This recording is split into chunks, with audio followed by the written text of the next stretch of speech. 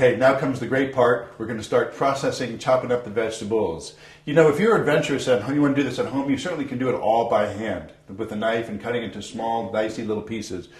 I'd prefer to do it with the food processor because we can get a nice, consistent size. That's what we're after. We just want these tiny little pieces that still have a little bite to them without making it a puree. We're not trying to go for a puree.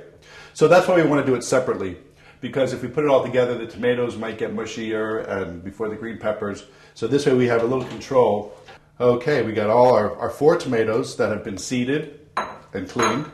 Go inside the food processor. And now we're going to pulse.